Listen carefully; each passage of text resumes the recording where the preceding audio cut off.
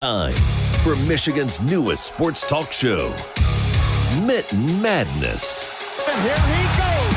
Defense win championship. Michigan sports talk from here in Battle Creek. The latest stories, the biggest games, all across the Mitten State. That's not something you play with. Streaming live and on demand on the 95.3 WBCK app. Your host, Da'Jzon Hughes. Good morning on this Saturday morning. Welcome into another episode of Mitten Madness here on 95.3 WBCK. I'm your host, Da'Jzon Hughes, and I'm about to get ready to spend an hour with you talking about nothing but sports happening inside of our lovely Mitten State shape, Michigan. There's tons to dive into after a wonderful weekend of Michigan sports. Well, I will say it depends on who it is that you cheer for inside of the state. Ferris State once again dominates in a game against Grand Valley State, taking home that rivalry game and staying undefeated as the number one team in Division II in the country. Western Michigan did drop a game, which we'll get into later on in the show. We also got to talk about that big Michigan State game this weekend, which I am a happy camper about as a Michigan fan, but I can understand why Spartan fans would surely be frustrated. My Packers handled their business this weekend against the Steelers, which definitely would have made my good old friend Jacob very upset. And the Lions handled business this weekend as well, as they were on the bye week, so it was very hard for them not to do so. We'll dive into all of that, plus more, as we dive into things. This weekend, we got a bunch more excitement coming up. High school playoffs started last night, so you know how much of an excitement that was, hoping that Harper Creek continues to have success in this season. And this weekend, I got good stuff. More Michigan football, Packers football. The Pistons and Red Wings are back rolling as well, which we'll dive into the start of their seasons coming up. And then we have Michigan and Michigan State basketball on its way as well, along with hockey programs, Western's hockey program. So much good sports coming up. So no further ado, it's the Lions that are up first on the docket. Coming off the bye week last week, they got a chance to rest, relax, and be healthy. They even had a Halloween party this year. And as you saw, if you were able to on social media, the costumes were galore. I mean, Jahmyr Gibbs pulling up as Jeff Hardy, fire. You had Jared Goff. He was the chef in the kitchen. I mean, the costumes were a bunch of fun for these Detroit Lions players. They enjoyed their bye week. Khalif Raymond became a dad over that period as well. So tons of good things for the Lions. Most importantly, they were able to get just a little bit healthier, coming off of their 24-9 win on Monday Night Football over the Buccaneers, which we talked about last week. And this week coming up, they have a big matchup coming up this week. When you look at the NFL and you look at the standings overall, right? When we look at the NFC North, the Packers are sitting atop the NFC North at 5-1-1. Right behind them are the Lions at 5-2. And then you have the Bears at 4-3, the Vikings at 3-4. This will be the third conference game the third divisional game for the Lions, which they are 1-1 so far, which we know they dropped one to Green Bay week 1 by 14 points, and then they were able to go out and absolutely demolish the Bears by 31 points, 52-21. So now they're going to get their chance at that third team in the NFC North division. That's going to be the Minnesota Vikings. The Vikings have had some trouble in the season so far, mostly due to injuries. I mean, J.J. McCarthy having his struggles and injuries. Carson Wentz now having some injuries and struggles at that quarterback position. Aaron Jones just now coming back from an injury that placed him on IR earlier this year. And then obviously there's a disconnect between your receivers and quarterbacks when all of that is going on. Your offensive line still needs some help as well. So the Vikings have severely been struggling. But even with that, they're 1-0 in the division, having beat the Chicago Bears earlier this year as well. They're not going to get their chance to play their second divisional game against the Detroit Lions. The Packers, the only team in the division that haven't played 2 games so far. Looking at how these teams have shaped up against other conferences or other NFC North teams, the Packers are 3-0-1. They have that one tie against Dallas. The Lions are 2-1 in the year. And when we look, their one loss obviously was to the Packers in the conference. That's also their one divisional loss. The Bears are 3-2 in the conference, 0-2 in the division. Then you have the Vikings, who are 1-2 in the conference. They're 1-0 in the division. Their one conference win is, yeah, you guessed it, against the Bears. They have struggled other than that against NFC opponents. Looking at the conference overall for the NFC, the Packers are atop, and then right behind them are a slew of teams. The Eagles and Bucks are both 6-2, but then you have the Seahawks, Lions, and Rams that are all 5-2. The 49ers are 5-3, so things are neck and neck over there. Meanwhile, in the AFC, completely different story. The Colts sitting atop at 7-1. Then you have the Patriots and the Broncos that are 6-2, and then the Bills are 5-2, and then the Steelers are 4-3. Meanwhile, you have the Chargers and the Chiefs, who are both 5-3 as well. This will continue to shape its way out over the season, but who would have thought the Colts and the Green Bay Packers would be leading the league? Colts at 7-1 are the best team in the NFL, and right behind them are the Packers at 5-1 to be the second team in the NFL. Nobody would have thought it. The Lions way down here looks to be in 8th place at 5-2. But they're mixed in with a lot of teams there that have around the same record or similar. So things will shake out over the next couple of weeks as teams begin to play themselves and these records start to even out or get lopsided on either side. Taking a look at the game that they have this weekend, it will be a Sunday kickoff, 1 p.m. on Fox. The Vikings, who are 2-2 on the year when they're on the road, they're 3-4 overall in the season. The Lions, they're 5-2, but they're a perfect 3-0 at home. They're giving the Lions a 74.5% chance on the matchup predictor, 25.3% chance for the Vikings, and obviously the remaining is for that unlikely but ever so possible chance of a tie. We haven't talked much about the Vikings. Carson Wentz, who's now on the IR, so we do not know who's going to be playing quarterback for the Vikings at the moment, is their leading passer, 110 of 169, 6 touchdowns, 5 interceptions for 1,216 passing yards. Jordan Mason is their leading rusher, as Aaron Jones is just coming back from the injured reserve. He's got 88 carries for 383 yards and 4 touchdowns. Justin Jefferson, do we expect anybody else to lead them in receiving? 602 receiving yards on 40 run receptions. Only 1 touchdown on the year for Jay Jettas. Jalen Redmond has 3 sacks to lead their team, and Eric Wilson has 51 tackles on the year. Meanwhile, we know what it is with the Lions and who's leading them in certain categories. Gibbs is their rushing leader, 526 yards on 104 carries and 6 touchdowns. The Lions come into the game as 9.5-point favorites.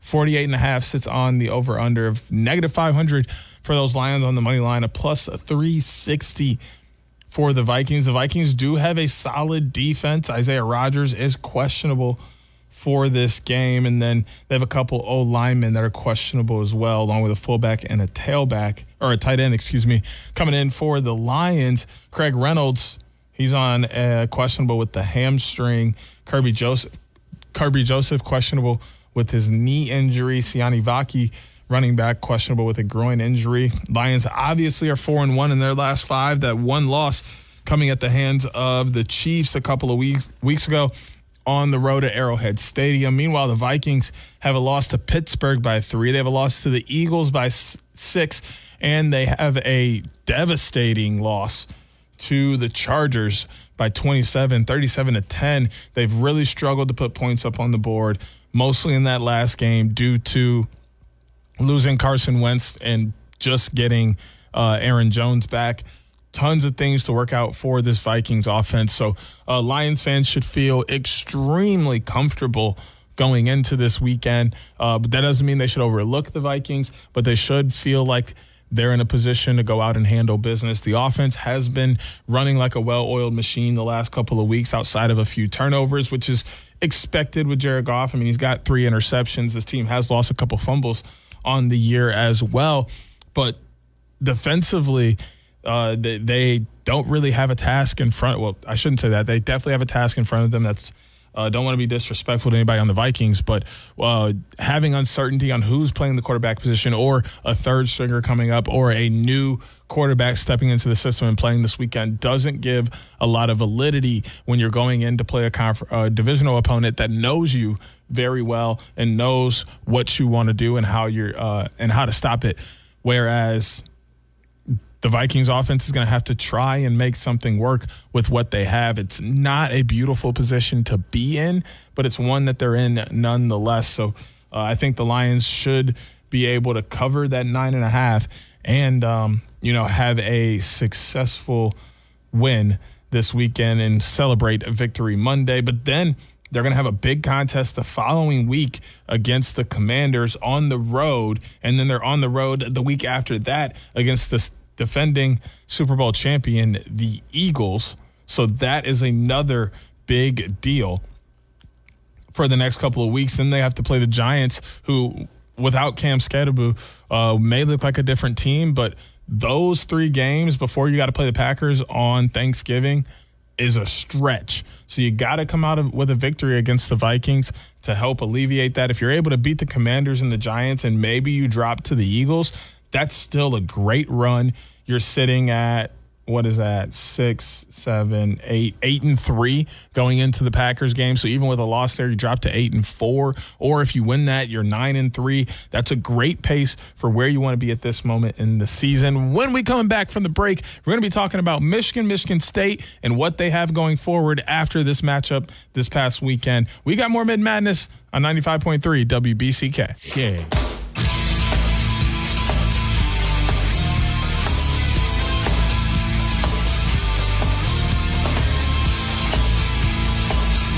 Welcome back to the Mitten Madness on 95.3 WBCK. It's time for us to step back onto the college gridiron. And before we talk about what happened in the big rivalry game last weekend, we want to touch on what happened with the team here in Kalamazoo. Now, Western, who was tied atop the MAC last week, went on to play another team that was tied atop the MAC.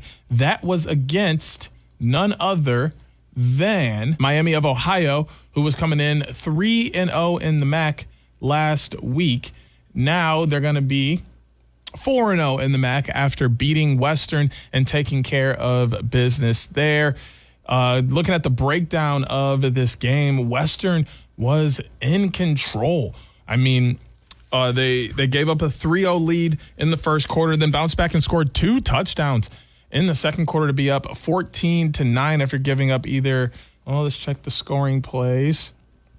They gave up 2 more field goals in the second quarter, so it was 14-9 at halftime before Western was able to kick a field goal in the third quarter to take a 17-9 lead, and then everything came crashing down in the fourth quarter as they gave up 2 touchdowns, one toward the beginning and one in the middle, before giving up a field goal at the end to really put this thing out of stretch. This game was down in Oxford, Ohio, so it was a road loss for Western, who's now 4-4 on the year. They're 3-1 in the MAC. And coming up this week, they have another huge test this week in the MAC.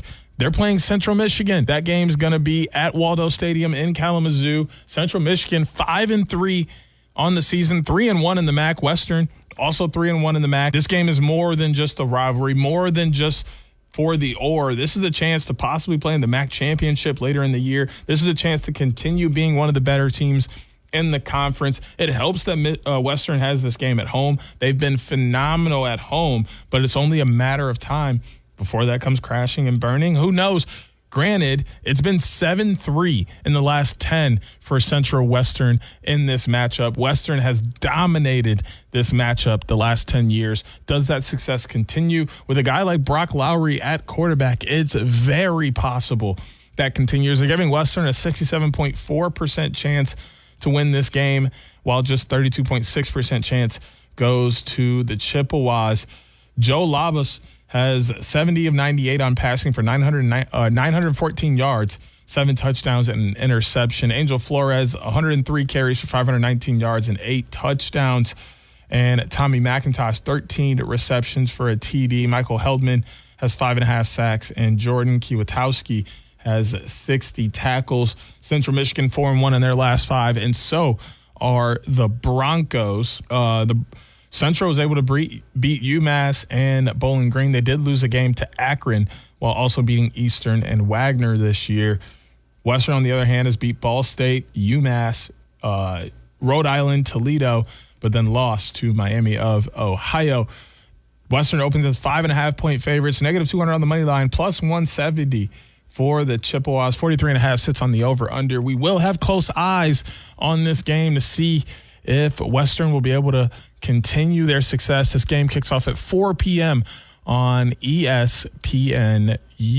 Now, for the game that went down this weekend, Michigan State played Michigan. They did host the game at Spartan Stadium, and it went exactly how a lot of people figured it would go. Michigan was able to come out with a 31-20 victory in this game, improving to 6-2 on the year, 4-1 in the Big Ten. They're now moving up to 21 in the country. Michigan State remains unranked. They dropped to 3-5 in the year, 0-5 in the Big Ten. Michigan did cash in on the spread, or Michigan State cashed in on the spread. They covered that 13.5. The over-under did hit, and of course, Michigan won the game. Underwood only had 86 passing yards, no touchdowns on 8 of 17. Justice Haynes did his thing again, 26 carries for 152 yards and 2 touchdowns. Also had Jordan Marshall cash in for a touchdown in this game as well. Andrew Marsh led the receivers with 3 receptions at 54 yards. Derek Moore had 2 sacks, and Jimmy Rolder, the guy of the day, 10 tackles, 2 of them for a loss, 9 solo tackles on the day, had a pass breakup, an interception, and a fumble recovery. He definitely was the MVP of this rivalry game. Yardage was a lot closer than some would have thought. 362 for Michigan, just 305 for Michigan State. 1 turnover each for these two teams. 20 first downs compared to 18 in favor of Michigan. 6 penalties for 61 yards on Michigan. 12 penalties for 105 yards against Michigan State. 6 for 15 compared to 5 for 16 on third downs in favor of Michigan. 1 for 1 on fourth down for Michigan. 1 for 3 for Michigan State. Zavada opened things up with a field goal, and then Bryce Underwood had a 13-yard touchdown run to start the game, getting Michigan up 10-0 after the first quarter. Aiden Childs bounced back with a touchdown run of his own. 10-7 at halftime. Justice Haynes came out, touchdown run to push it to 17. Then he got his second touchdown run before the third quarter was over. 24-7 on the scoreboard. Brandon Tullis had a touchdown run, knocking it to 24-13. Jordan Marshall bounced back, 56-yard touchdown run, pushing it 31-13. That's when Michael Masunis had his 21-yard pass or touchdown reception from Alessio Milovic, who made it 31-20. That was your final score, and that drastically changed things for these two teams. Looking at Michigan State first, they're still searching for their first Big Ten conference win of the year. They're going to play Minnesota on the road, which makes it still all the more difficult for them to secure that first win in conference play. 61.7% chance for Minnesota, 38.3% for the Spartans. This game is at Huntington Bank Stadium in Minneapolis, Minnesota. 3.5-point favorites are the Gophers. 46.5 sits on the over-under. Negative 165 in favor of the Gophers, plus 140 for the Spartans. Drake Lindsey, 1,546 yards on 145 of 236 passing, 10 touchdowns, 6 interceptions. Their leading rusher, Darius Taylor, has 80 carries for 354 yards and a touchdown. Lameek Brockington has 339 receiving yards on 31 receptions and 3 touchdowns. 7 sacks for Anthony Smith, and Devin Williams leads their team with 65 tackles. Minnesota has lost games to Ohio State and Iowa, but has beat Nebraska, Purdue, and Rutgers. Michigan State has lost to Michigan, Indiana, UCLA, Nebraska, and USC. That's how their last 5 have looked for the respective teams. Obviously an uphill battle as this game kicks off 3:30 p.m. on the Big Ten Network for Spartans. There's a chance they win this game if Aiden Childs is healthy and able to go, and even if not, their running game looks solid in some games. But I will err on the side of caution and roll with the Gophers to win this one as well, which stings as a Michigan fan to say because I don't like Minnesota. But then there's the Michigan Wolverines side of things. They're looking to continue their success. They have a very favorable matchup for them as well. The Purdue Boilermakers are 2-6 on the year, 0-5 in the Big Ten. A 6.2% chance for Purdue to get an upset, 93.8% chance for Michigan to win another home game in the Big House in Ann Arbor. Ryan Brown, 144 for 242 for 8 touchdowns, 7 interceptions, and 1,689 passing yards. Devin Mokabe has 125 carries for 521 rushing yards and 4 touchdowns. Michael Jackson III, what a name. 44 receptions for 398 receiving yards and a touchdown. CJ Nulley IV has 5 sacks, and Monty Powell 76 tackles to lead Purdue. They have 5 losses to Rutgers, Northwestern, Minnesota, Illinois, and Notre Dame. Michigan obviously 4-1 in their last 5. Their one loss to USC while beating Michigan State, Washington, Wisconsin, and Nebraska. Michigan is 21.5-point favorites for this game. 49.5 sits on the over-under. Negative 2,000 on the money line for Michigan, plus 1,000 for Purdue to come up with an upset. Purdue has severely struggled down with Michigan State, Wisconsin, and Penn State, who are all winless in the conference. Michigan obviously has its troubles, mostly with Bryce Underwood, but then again, he hasn't had to throw the ball. So when he goes 8 for 17 for 86 yards, everyone has a lot to say. But at the same time, when you win that game 31-20 in a point where you were basically going to win it 31-13, there's no reason for there to be panic about him having to throw the ball and being good enough to throw the ball or not being good enough to throw the ball. He can. And he will have to throw the ball when he needs to. He only has 2 interceptions on the year, 7 touchdowns. So that's a 3.5 touchdown to interception ratio. Why are we complaining? Why are we complaining when he's got almost 2,000 passing yards and he's doing it on the ground as well? There's no reason for Michigan fans to panic or complain. Granted, their ranking isn't as good as they would like it to be, but that's just at the hands of the way that the rankings work. The AP poll is broken in how they set it up, but there's nothing more they can do but win the games that are in front of them, which, speaking of, they're still in great favor to do things this year. This Purdue game is a 7 p.m. kickoff, 6 p.m. here for the pregame show on WBCK. It will be streamed on Big Ten Network. Looking ahead for Michigan, they have Northwestern next week and then Maryland after that. Both of those games are on the road. Both of them are very winnable games. Northwestern has a far better season this year than they have had in the past. 5-3 overall, 3-2 in the conference. Maryland also making some things shake within the conference. They're 4-3 on the year. They're 1-3 in the conference. Both of those are winnable games for Michigan, which would set up for quite the battle in the conference. Obviously, Ohio State is in a whole different realm at the moment. Looking at their schedule, they're going to play Purdue and then, Penn State, Purdue, UCLA, Rutgers, and then Michigan. So granted, they're probably looking at an undefeated season rolling into that Michigan game. What has to happen for Michigan in order for them to beat Ohio State for one, and then go on and play in the Big Ten tournament Big Ten championship as they would need Oregon, Iowa, USC to kind of have a loss, because things are going to get weird at the top of the conference if there's a bunch of one-loss teams that haven't played each other. We're going to be back after the break to talk Pistons and Red Wings with more Mitten Madness on 95.3 WBCK. Detroit sports fans, Wolverines and Spartans alike. This is your sports show, Mitten Madness, with Jacob Harrison and Da'Jzon Hughes on 95.3 WBCK.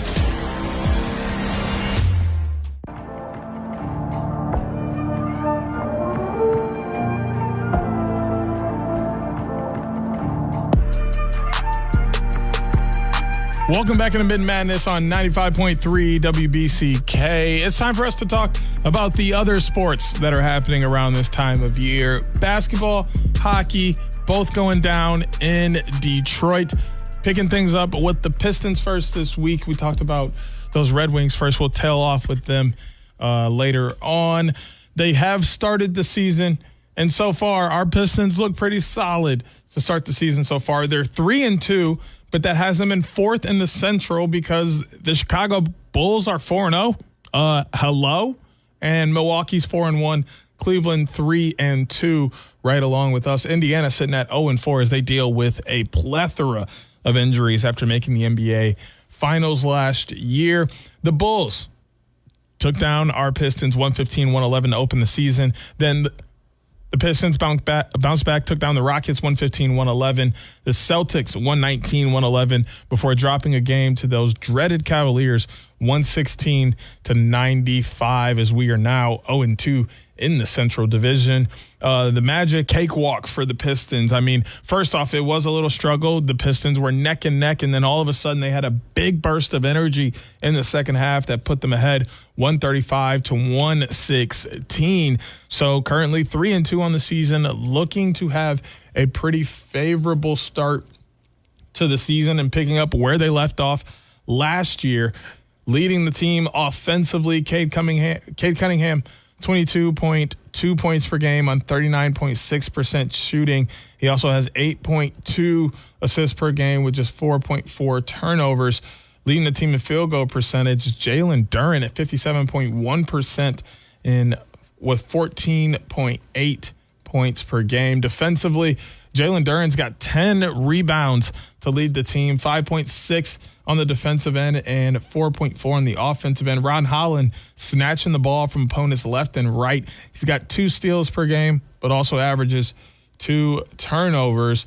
And then blocks per game is Isaiah Stewart, who also has 6.6 rebounds and 0.4 steals per game as well. The team is averaging 115 points per game, just over 48 rebounds per game, and just over 25 assists per game. Marcus Sasser and Jaden Ivey are still out for this team at the moment. They went 44-38 last year to make the playoffs after going 14-68 the year before and 17-65 the year before that. So the continued progression is there.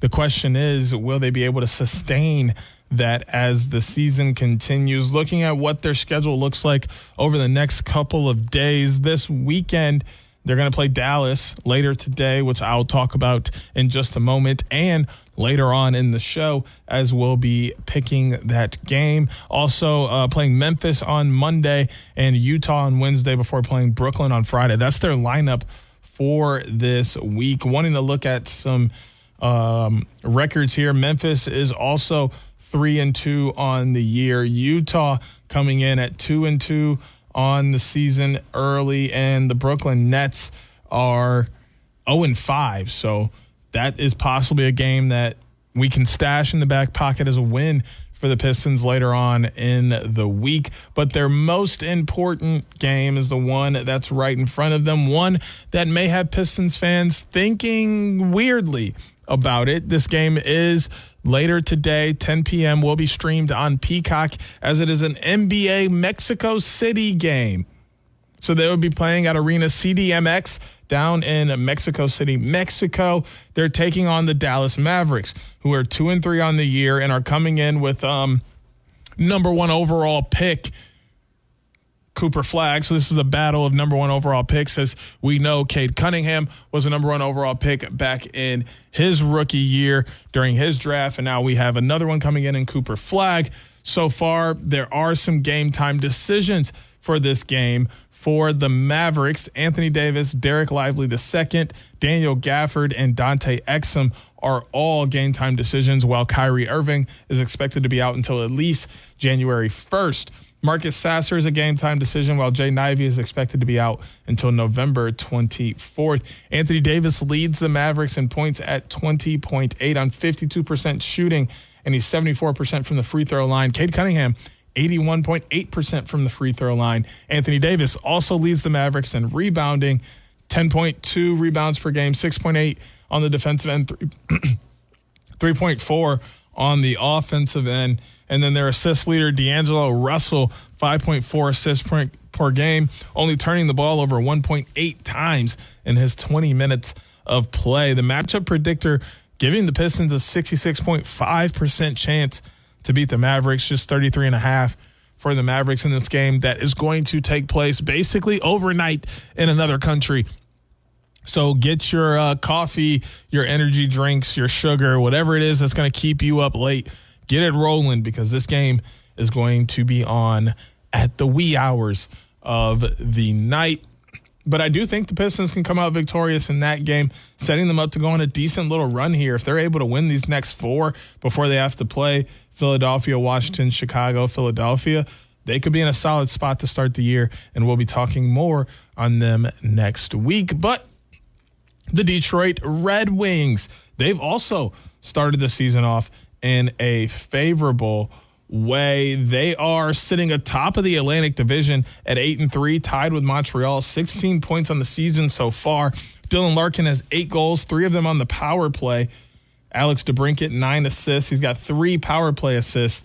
And Dylan Larkin leads the team in points with 8 goals and 8 assists. Cam Talbot, 2.94 goals against average, only allowing 16 total goals. His save percentage leads the team at .897. He's got 140 saves on 156 shots, and he's got 4 wins on the year, leading the team in all goaltending statistical categories. Looking at how the season has started for them so far, they dropped a 5-1 game to Montreal before a 6-3 win against Toronto and a 3-2 win against Toronto, a 4-1 win against Florida, a 2-1 win in overtime against Tampa, and then a 4-2 win over Edmonton for a 5-game win streak, start the year 5-1. Then they dropped 2 in a row, 4-2 to Buffalo, 7-2 to New York.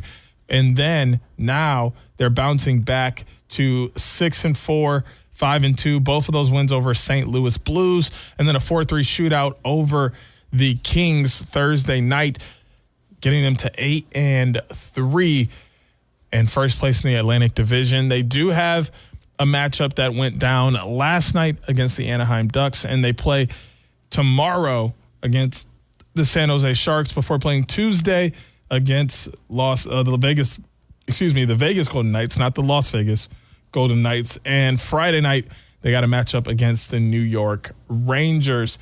None of these teams they've played so far this year, so all new matchups for them as they are on a West Coast trip.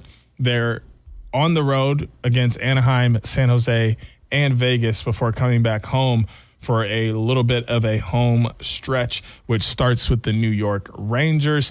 I mean, there's no reason to think the Red Wings can't have success as they continue to move forward in the season. They've been able to pour in the goals. I mean, 6 goals, 3 goals, 4 goals, 2 goals, 4 goals, 6 goals, 5 goals, 4 goals in their wins. And their losses even, they put up 2 goals, and 1. So the goals are there, and they're averaging just about 2.5, 3 goals a game, maybe even 3.5. So there's no reason to think this team can't continue to success as long as Cam Talbot stays healthy and does well in between the pipes, and the rest of this team continues to skate well. Looking at the matchup that they have coming up against the San Jose Sharks, on Sunday.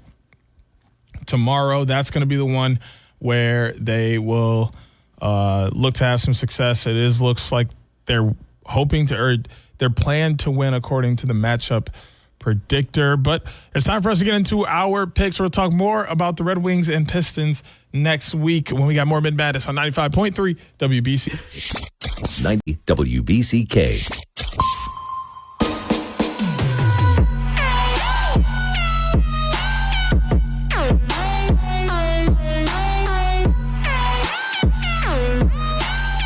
Welcome back into Mitten Madness on 95.3 WBCK. It's time for one of my favorite parts of the show. It's the picks. The picks are always fun. Finding out how much ball I know, finding out how much ball you know, and seeing who's better at knowing ball. Don't forget, you can jump in on the picks anytime using the chat feature in the WBCK app. Listen to the picks and the games that we got going. Hear what I've got to say about it. Gather your thoughts up. Do your research, and then put in your picks and decide who's going to win and who isn't. And then you can compare yourself against me to see if you know ball better than I do. Coming in last week, I just proved that, I kind of know ball. I'm pretty good at this knowing ball thing. Had a 5-0 week last week. Now it's normally 6, but we had a no contest in the Aspinall-Gone fight, so we will not count anything against the record for that game. Michigan did go out and beat Michigan State. Ole Miss beat Oklahoma. Vandy beat Missouri. The Packers beat the Steelers. And Mackenzie Dern took down John DeRoba, which means I had 5-0, adding to my total of 35-19 during this section of picks, which gets me up to 40-19 coming into this weekend to make up for that one game that we did lose last week. I added an extra game this week, so 7 games on the docket this week, and that will get us back to our normal 6 to make the record all even. Jumping into this week, we're going to go backwards on my list and start in the NBA. We talked a little bit about this game with the Pistons and the Mavericks. A 67% chance for the Pistons, just a 33% for the Mavericks. Game down in Mexico City on Peacock is where it will be streamed. 10 p.m. is tip-off later today. This will be Arena CDMX in Mexico City, Mexico. This is the first game of 2 in the regular series for the Pistons and the Mavericks. There are tons of game time decisions for the Mavericks. Doesn't mean they won't be able to play, but it also means that they may not be 100%. The Pistons have been off and running as a 3-2 team with success outside of the division. They can't win inside of the Central Division, but they're beating everyone outside of that. Guess where the Mavericks don't play? They don't play inside of the Central Division. Now the Mavericks have tons of big names. Derek Lively has been great for them the last couple of years. Kyrie Irving is out and will not play, but they have Anthony Davis, and they have the number 1 overall pick in Cooper Flagg. This team has talent. This team is skilled and can give the Pistons a run for their money any day of the week, but when you have a guy like Cade Cunningham balling at the level he is, you have a guy like Ron Holland playing defense well, and don't forget there's a Sir Thompson on this team, right? Jalen Duren still holding down the paint. Isaiah Stewart coming off the bench. The Pistons have every piece they need to be successful. I'm going to rock with the Pistons in this matchup against the Mavericks, where we see 2 first-round draft picks that go off against each other between Cooper Flagg and Cade Cunningham. That's going to get us into the NFL. We're going to the gridiron now. Starting in the pro ranks, this game, Vikings and Lions. Lions fans should feel pretty confident rolling into this game. As I mentioned before, we talked a ton on this game earlier. It is at Ford Field, a 1 p.m. kickoff on Fox. So there is a chance that the Vikings play well, because they do play well in these 1 p.m. games. But that was when they had Kirk Cousins. They got Carson Wentz now, who's now on the IR. J.J. McCarthy has had his troubles and injuries this year, so there is a huge question mark surrounding the Vikings and who will be playing quarterback and who will be leading that offense out. When you don't know what's happening with your signal caller, it's hard to trust you to win a game. And their defense has struggled against many teams this year, and if there's one thing the Lions can do, it's score points.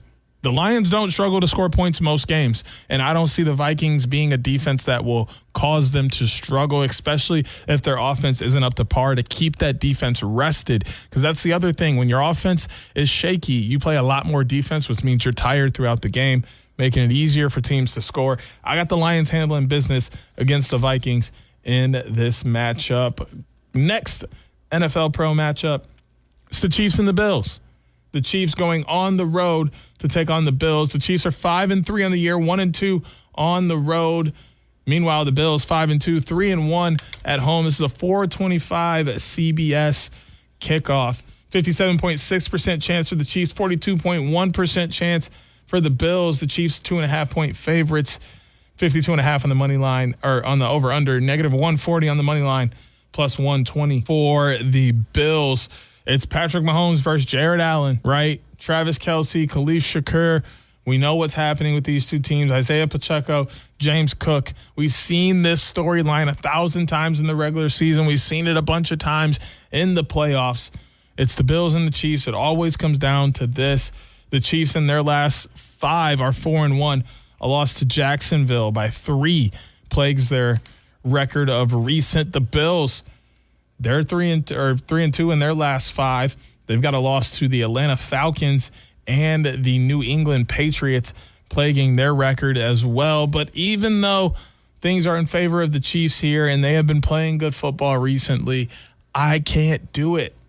It's something about the Bills playing at home in this game that makes me want to give them the benefit of the doubt. Josh Allen has continued to play his level football. He does turn it over quite a bit, but they each have 4 interceptions. So the only thing that's different is James Cook severely helps the Bills on the ground a lot more than Isaiah Pacheco helps the Chiefs. That could turn out to be a difference maker in this game. I'm going to take the Bills to win this home game in a star-studded matchup against one of their arch rivals. Which bumps us over to the college football gridiron. We're going to end things with college football. We're starting things in the Big 12. Number 17, Cincinnati Bearcats. 7-1 on the year, 5-0 in the Big 12. Will take on the number 24 ranked Utah Utes, who are 6-2, 3-2 in the Big 12. 10:15 on ESPN later today. 19.5% chance for Cincinnati. 80.5% chance for Utah. This game is in Salt Lake City, Utah at Rice Elks Stadium. We know Devin Dampier has been doing his thing through the air and on the ground. Wayshawn Parker has now emerged as the leading rusher for the Utes team. Ryan Davis still their leading receiver. Brendan Sorsby is the leading quarterback, 133-204, 20 touchdowns and 1 interception on 1,843 passing yards for Sorsby. Evan Pryor, 66 carries for 478 yards, 3 TDs. Cyrus Allen, 34 receptions, 9 touchdowns, 381 receiving yards. Jake Galday has 3.5 sacks and leads their team with 67 tackles. Obviously, they're 5-0 in their last 5 games. Wins over Baylor, Oklahoma State, UCF, Iowa State, and Kansas.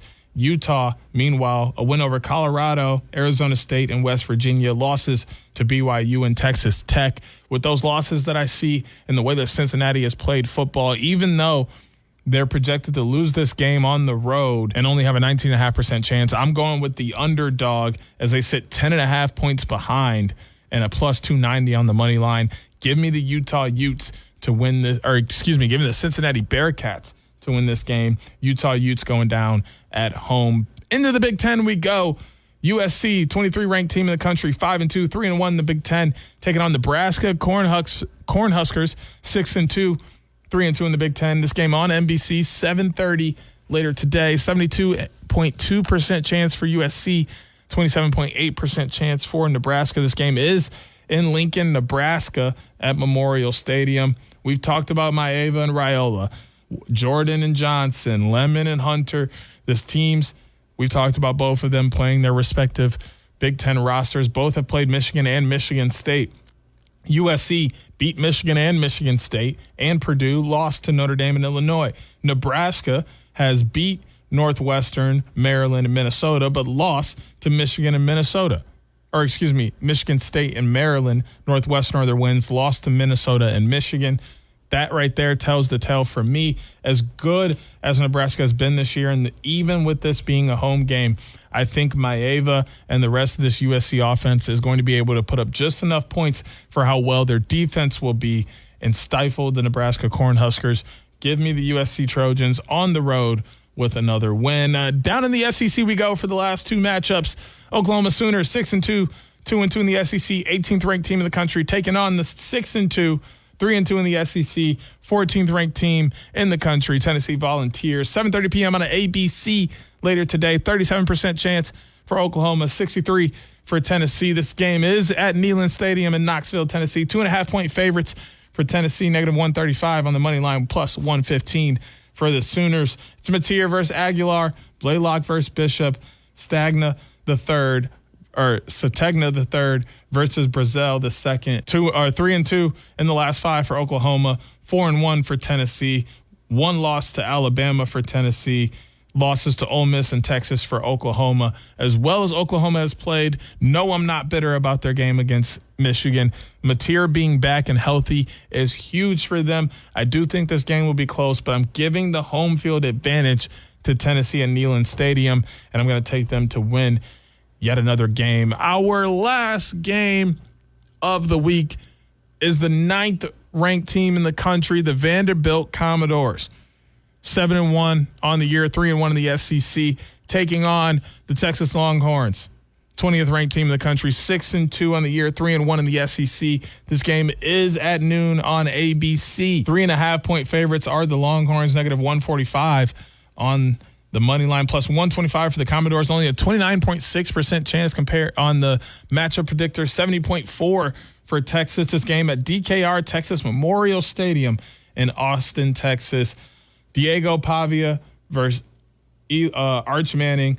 They got Quintravian Wisner and Ryan Wingo. Obviously, Stowers has been helpful for Vanderbilt as well. Vanderbilt 4-1, their lone loss to Alabama. Texas 4-1 in their last 5 as well. Their lone loss to Florida, but they did go to overtime against both Mississippi State and Kentucky, which has me a little weary. This game is at home for them, but I'm going to choose Vanderbilt as well because I absolutely love what Diego Pavia is doing for Vandy and the Commodores. That gives me Vandy, Tennessee, USC, Cincy, the Bills, the Lions, and the Pistons. Coming up this weekend, as soon as we're done here, Ohio State and Penn State going to be coming on the airwaves. Then we got Michigan taking on Purdue later tonight at 6 p.m. Tomorrow, we got Sunday Night Football going down in the NFL for the Seahawks and Commanders. And then we'll also have Monday Night Football on Monday with the Cardinals and the Cowboys. Have an amazing weekend. I'm going to do the same. We'll be back next week with more Mitten Madness on 95.3 WBCK. Join Da'Jzon Hughes every Saturday morning at 10 a.m. for Mitten Madness on 95.3 WBCK. Miss the show or want to run it back? Stream Mitten Madness on demand on the WBCK app. Sponsored by airwaycashforjunkcars.com.